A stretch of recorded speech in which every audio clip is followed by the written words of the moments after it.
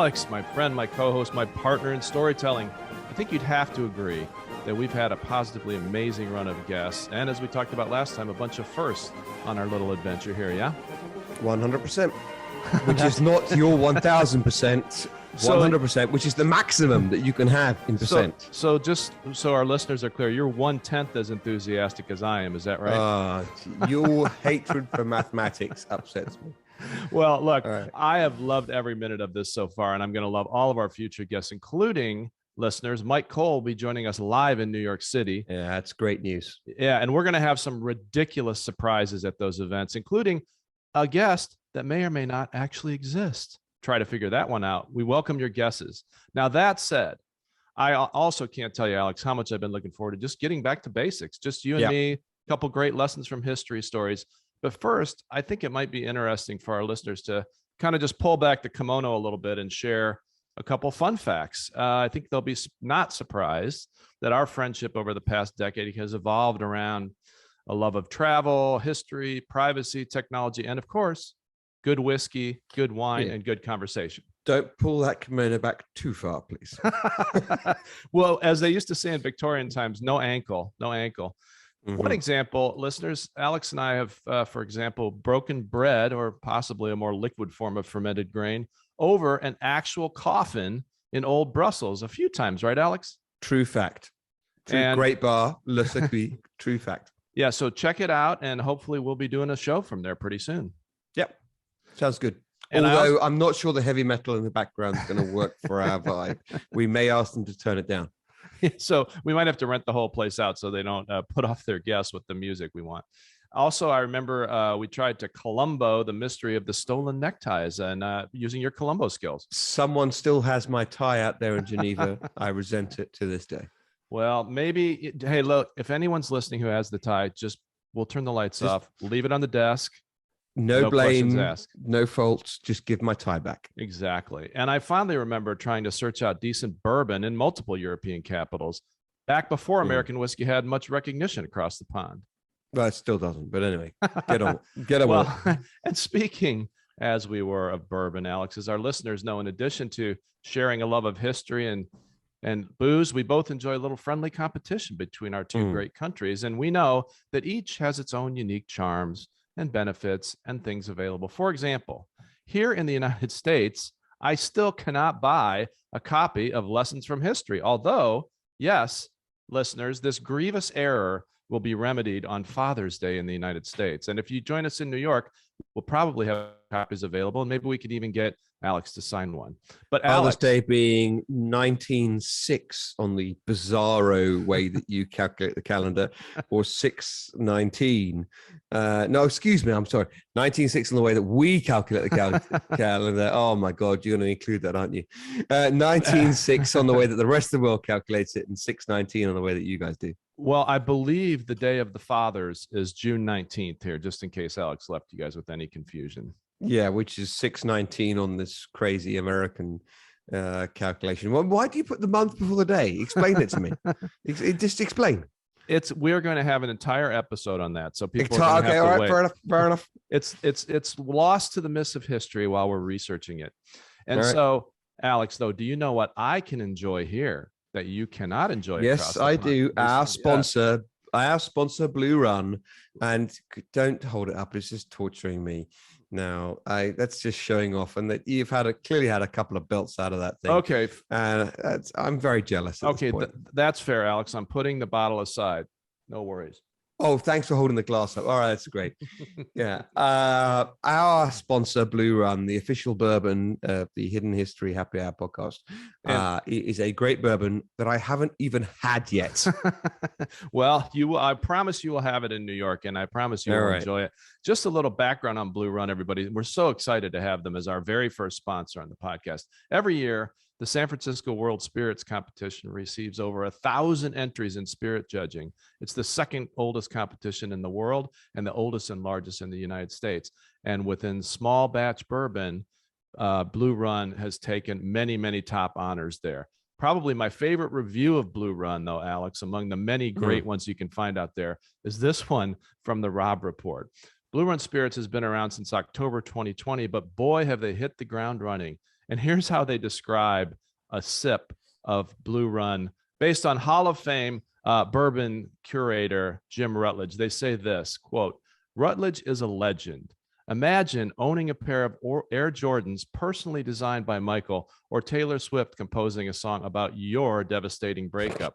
That is how they describe the experience of Blue Run. Well, now I'm not sure I want it anymore, but all right.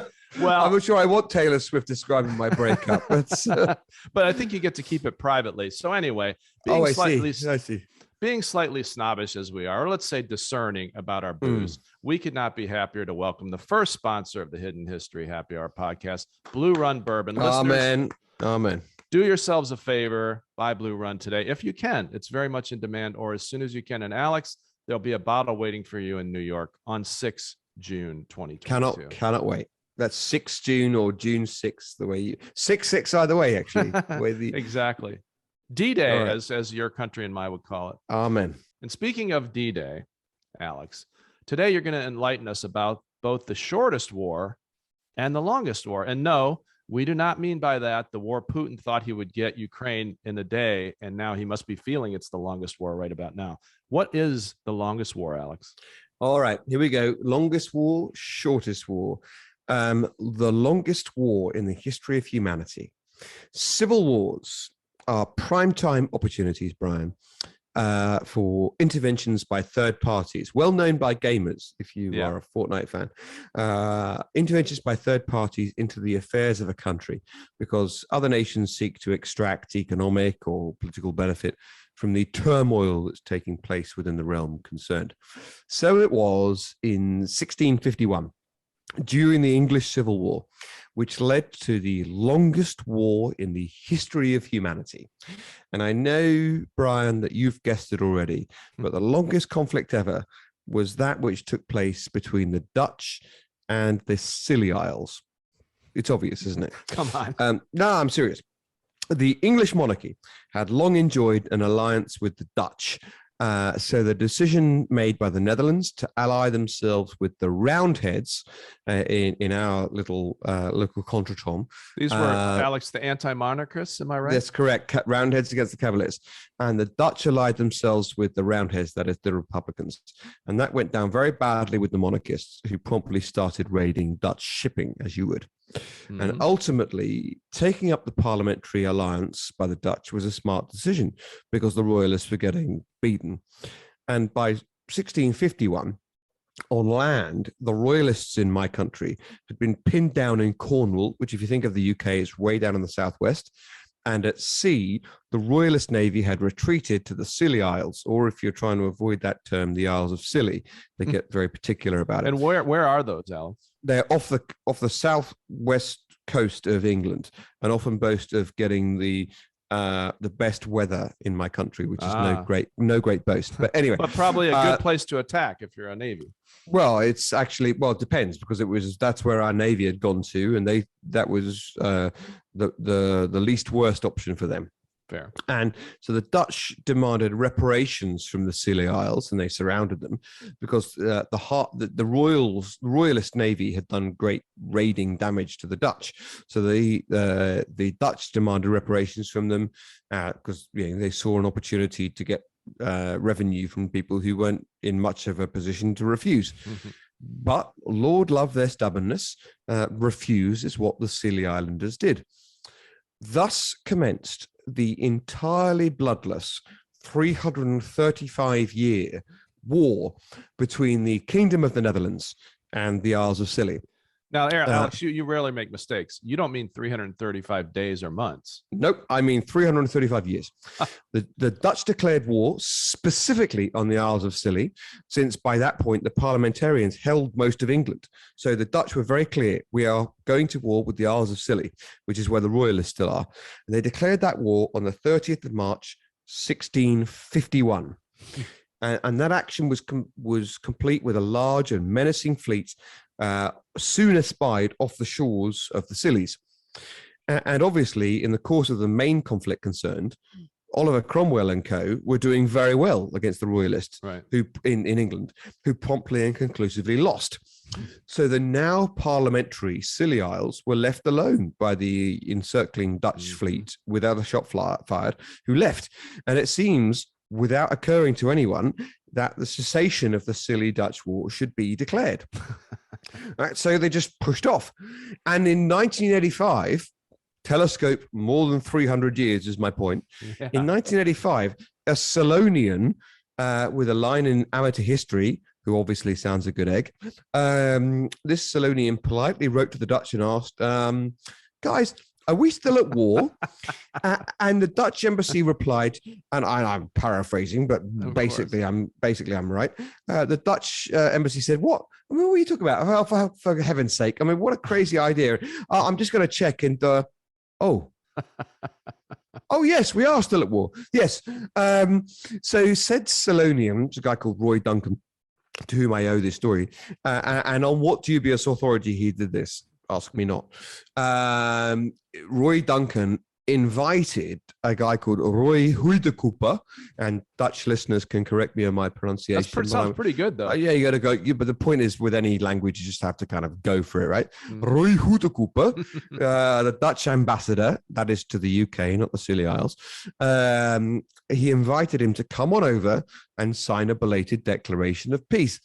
And that was an invitation that Huidekooper seized upon, no doubt, of course, keen to see nations speak peace unto nation and to have a nice trip to a famously picturesque part of my country, long-standing war or no. And that's soon enough, Bryan. In 1986, bear in mind, war declared 1651. In 1986, peace was busting out all over between the Netherlands and the Scilly Isles. And as Huidekooper noted in 1986, the happy resolution of the world's longest continuous conflict must have caused great relief to the Solonians, ending at last the prospect of Dutch attack at any moment. Generations living under the cloud of the Dutch Navy potentially showing up. Smoking a pancake attack. Well, that's a great story. It is amusing, of course, but it's also not potentially without consequence, because just to give you two examples, legally, the United States and I think Britain are still at war with North Korea. The Korean War was only signed in an armistice. It's never been, as far as I know, ended. And the same thing was true of Iraq in the early 2000s. And that was actually part of the legal justification for some of our military actions. Some people say it's dubious, some people don't. But the failure to formally end the war from the 90s. Yes. Yeah. So if the Dutch get sufficiently annoyed, I don't know. It might be But silly. not now. They signed a peace treaty with the Solonians. Tell us a little about the Scilly Isles. That's actually how you pronounce it, right? Isles of Scilly Isles. And so they have for a while preferred people to call them the Isles of Scilly, which is a repeated attempt to avoid it sounding, and this is stating the obvious, like the Scilly Isles. And that's a good example of, in my view, the Streisand effect, in which people seeking to draw attention away from something inadvertently but highly predictably draw more attention to the thing. Right. Scilly Isles, of course, sounding like they're Scilly Isles. And of course, that's so known because of the dulcet toned chartreuse Barbara Streisand, whose vexed efforts to have a photographer's picture of her home removed from an online archive where it had almost never been viewed by anyone, which she instructed lawyers to do, led to the very widespread dissemination of said image of her home and significant legal costs being incurred by her. So the Streisand effect of the Scilly Isles is one I enjoy. That's an excellent point. The only slight footnote I would drop is I believe she's a chanteuse, not a chartreuse, although maybe her house is chartreuse. I don't know. Well, look, she can bring a Streisand effect case against my pronunciation if she likes and boost our listenership. Fair. Yeah, no, it's the same thing with banning a book or trying to ban a song, right? Right. Like all you do is point a gigantic arrow at it. And in fact, I think there's an argument that if you looked at most lists of banned books throughout history, what that really should be is a must-reading list for everybody. Amen. And it often works that way. So the longest war, and no casualties though, right? Or were there? Zero. No casualties. and no injuries. But let's do the shortest war in history. Yes, please. Which took me longer to research than it took to fight, right? So the Anglo-Zanzibar War between Great Britain, my country, if you've not caught that up yet, and the Zanzibar Sultanate took place on the 27th of August, 1896. And that is, Brian, not to say between the 27th of August, 1896 and date X, it took place on that day. And the war lasted somewhere between, and historians may disagree, somewhere between 38 and 45 minutes. You can think of what you might do in 38 and 45 minutes. I invite your imagination to run wild. Well, apparently research a story for one thing. Well, that took much longer than that. But some people can fight a war in that time. Now, for those who are seeking info, Zanzibar is an island in the Indian Ocean. Today, it's part of Tanzania. Or this is not going to mean anything to you, Brian, but it'll mean something to our legions of British listeners. If you're on your gap year, Tanzania is an island in the Indian Ocean where people go to. Do we say mind the gap year or no? We mind the gap year is something they might say before they chundered everywhere. And back then, when this war was fought in 1896, Zanzibar was a country in its own right. The Portuguese had owned it. The Omanis had expelled them from the island at the end of the 18th century. Loosely, the Omanis had controlled it until 1858, when the Zanzibaris declared independence, which, of course, Team GB opportunistically recognized and took on board. Side note, the second sultan of the newly independent Zanzibar was a guy called Bargash bin Said, which is a great name. He was forced by the British, with the threat of blockading the island if he refused, to begin the process of abolishing the Zanzibari slave trade in 1873. And we've discussed a number of times in our podcast now how Britain was trying again and again to abolish the slave trade, and that's why I side note, because I think good on you. Cheers, and it's a proud note for my country. Anyway, fast forward in time to the inverted commas war. What happened was this: Sultan Hamad bin Thuwani, who was a friend to the British authorities, died on the 25th of August. The dates matter because the war took a single day. That Sultan Hamad died on the 25th. And we wanted Hamoud bin succeed him as Sultan. Hamoud being a loyal / pliant / patsy, depending on your perspective, for the British to succeed him as Sultan. Instead, Hamad's nephew and Bagash bin Said's son was announced as Sultan. And Khalid, said person, who was suspected of having hastened the death of his uncle. It's Hamlet. It was very explicitly not favored by the Brits as taking control. And indeed, he'd had a go at becoming Sultan the last time there was a vacancy 2 years before that. And he was stymied by force by the British then. And this time, Khalid was prepared to seize the reins. So there was always some anti-British sentiment in Zanzibar to be stirred up, not least because of the abolition of the valuable slave trade, which had come as some cost to the Zanzibari movers and shakers. So Khalid had that sentiment to play on. But when the British protectorate over Zanzibar had been instituted in 1890, an agreement had been signed which said any candidate wishing to become Sultan needs the permission of the British consul. And Khalid hadn't got it. And that was the pretext on which the British, said, you can't become Sultan, you can't claim to become Sultan. And if you do, there's casus belli. We have cause to go to war. Now, seems a little circular, though, right? If Sultan A signs that agreement and he's out of power, then Sultan B candidate. Well, he died, but I mean, they weren't signatories to the agreement. The new candidates. Well, you got to figure that you sign on behalf of your country, and Sultan A, who's dead, had signed on behalf of the country, and that bound Sultan B. At least that was the claim. Yeah, fair. And so we said, stand your man down, leave the palace. And with an eye to the main chance, figuring he might not have that chance again, and with a particularly well-developed gift of misjudging military moments, Khalid instead declares himself sultan, barricades himself inside the palace. By the way, we've been talking about this longer than it took to fight the war. Barricades himself inside the palace, sounds the assembly for his men, and lets the deadline for his demanded departure to go by. So, 27th of August, order of battle is this. Great Britain, 2 gunboats, because after all, that's what you need for diplomacy, famously. Yeah. 3 cruisers, circa 150 men, 900 men from the British forces, Marines and sailors, and 900 Zanzibari soldiers loyal to the British Crown. On the other side, Khalid, circa 2,800 Zanzibaris, 700 soldiers loyal to him, the palace guard, several hundred servants from his household, and slaves, by the way, with training in arms, and a bunch of civilians recruited to his banner and swiftly armed by him. They had plenty of small arms. They had some Maxim machine guns with which Britain had conquered a continent or visited depression, depending on your perspective. They had a Gatling gun, 1 Gatling gun.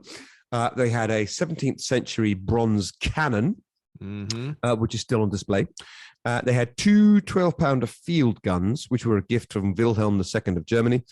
They had the Zanzibari Royal Yacht HSS Glasgow, which constituted the entirety of the Zanzibari Navy, and they had some other smaller vessels.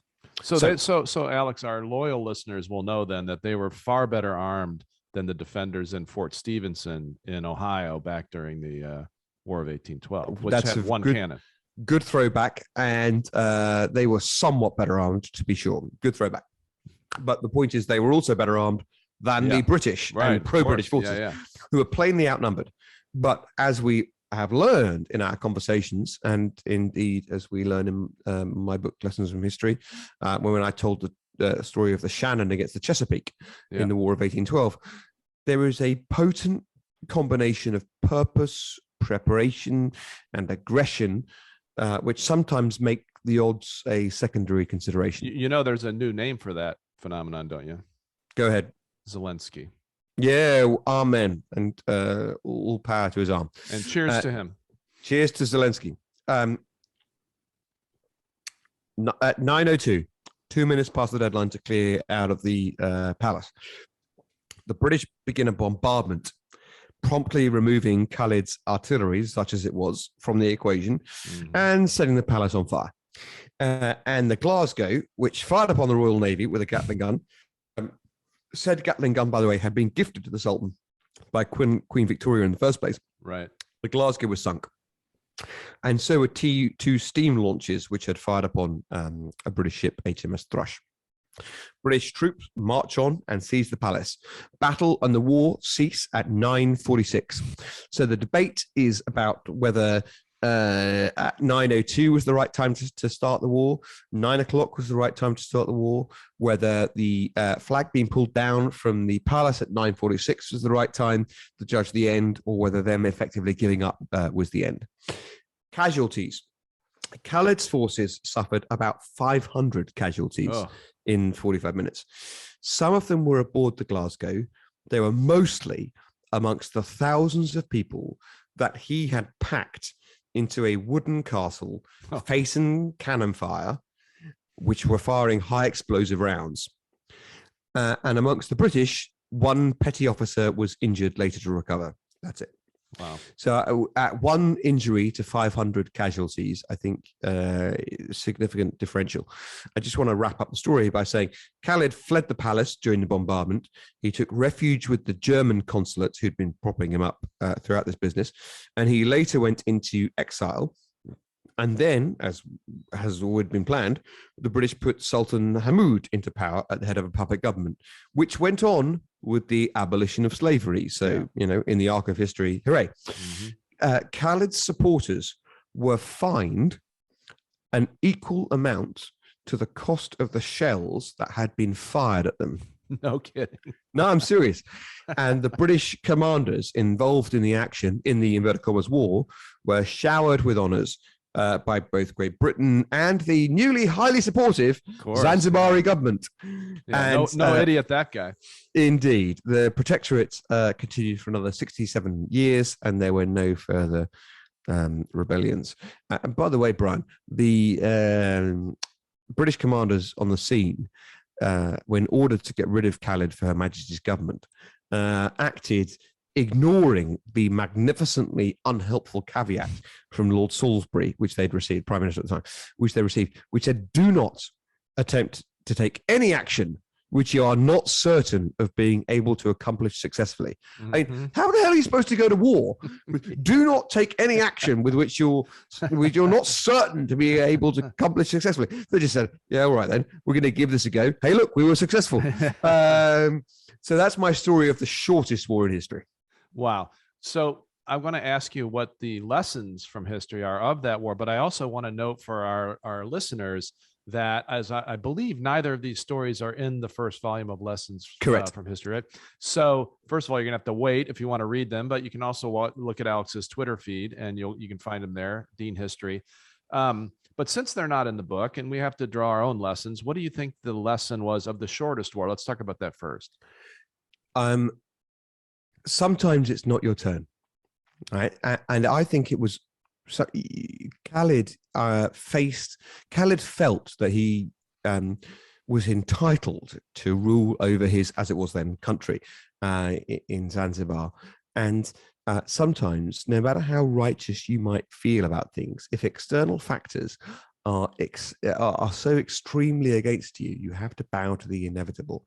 Not just because you're not going to get your own way, but as his story shows, several hundred people may lose their lives in extremis, and this is an extreme example, right, in under 45 minutes, if you don't give way. And the point is, in that situation, it doesn't matter how self-righteous you feel about your claim to something. And actually, I don't think his claim, given that he wanted to continue slavery, was particularly righteous at all. Right. But even putting that to one side, it doesn't matter how much you think you have the right to something. If you're going to cost people their lives in the course of pursuing it, maybe the negotiation table or even backing down is best. And the full-throated defeat that he got in the end just demonstrates that.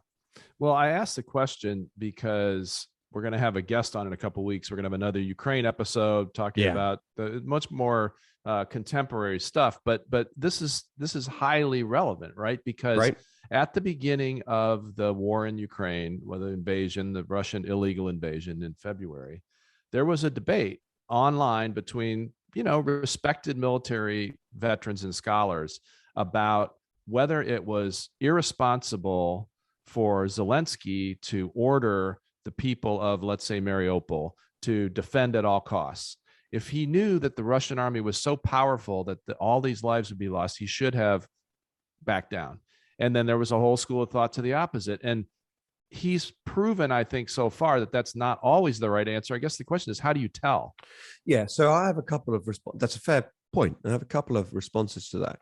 The first would be that it's the difference between a dispute between claimants, which the Zanzibari conflict was, and the conflict between two sovereign states, which is the Moscow-Kiev dispute. Between Russia and Ukraine, that is a case of an illegal invasion from one sovereign state to another, in which if the Russians stopped fighting, there would be no war. Right. And if the Ukrainians stopped fighting, there would be no Ukraine.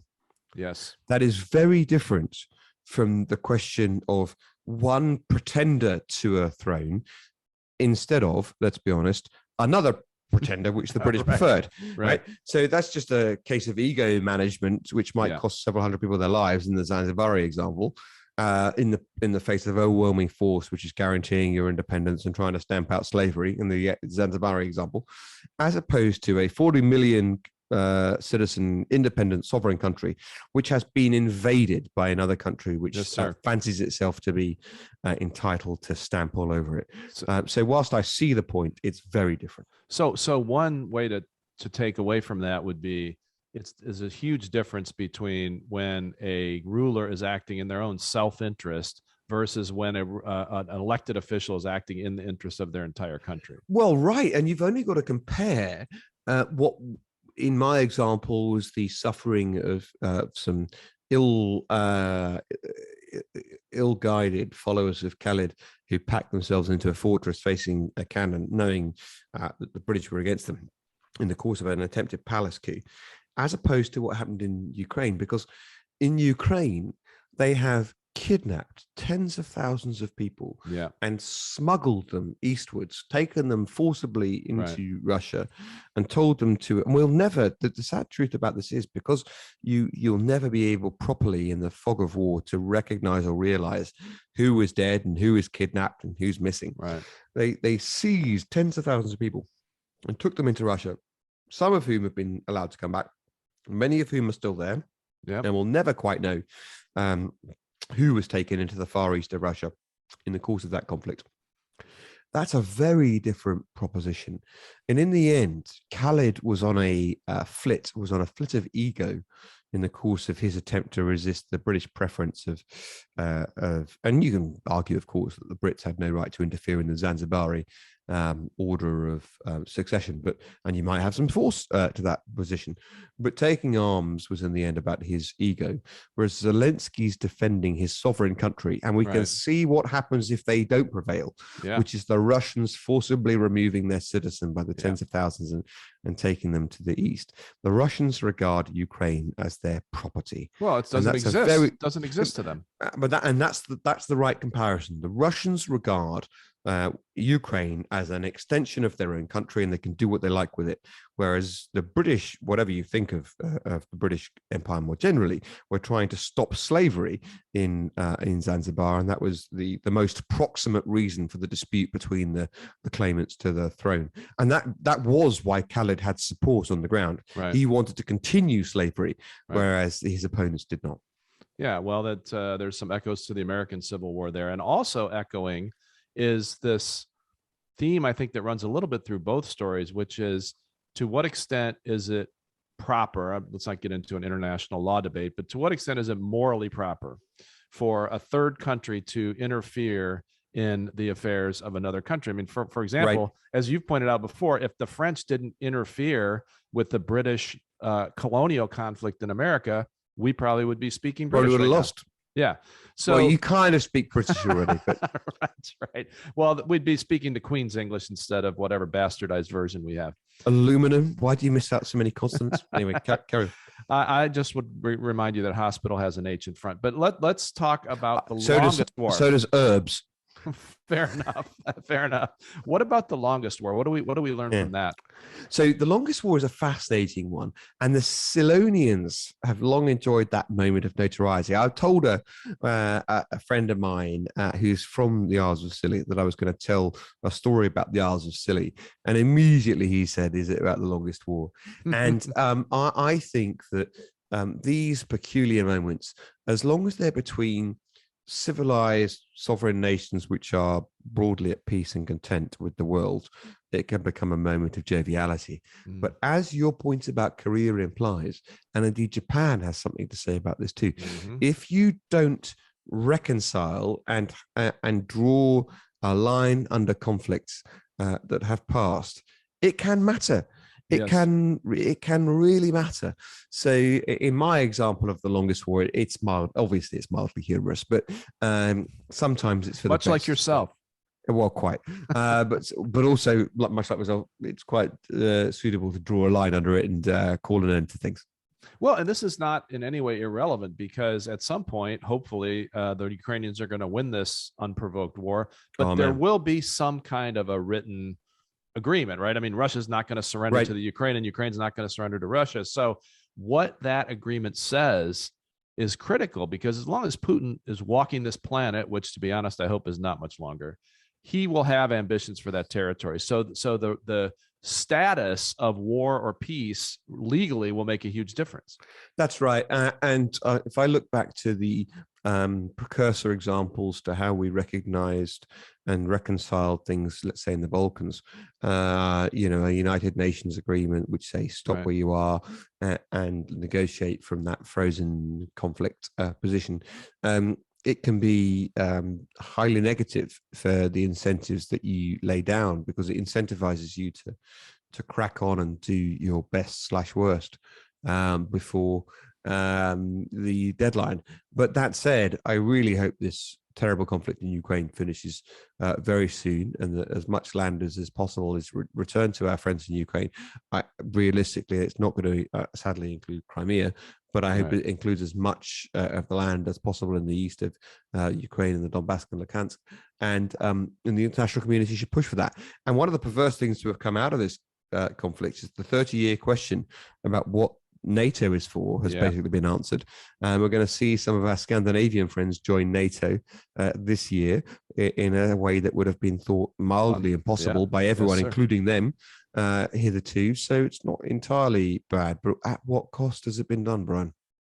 Well, right. I mean, I think at some point I would have never thought we would need to do this until the last couple of weeks, but at some point we should have a show that's dedicated to the lessons from history that illustrate the folly of imperialism, which both of our countries have engaged in over the history to some degree.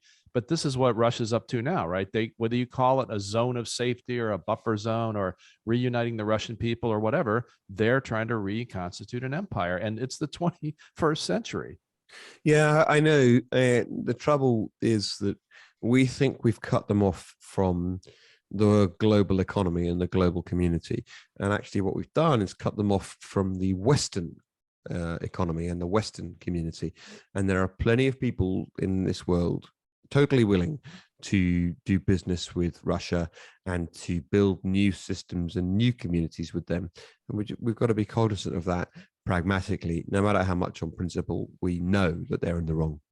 Well, one day, I hope, but I don't actually believe it soon, we will be able to stop talking about the horror and the tragedy of the unprovoked war in Ukraine and start talking about the lessons from that history that we can gain. But today, Alex, is not that day. So we'll soldier on. We'll try to help people understand what's going on today with your lessons from history, and we'll see everybody next time. And join Thank us, you, brother.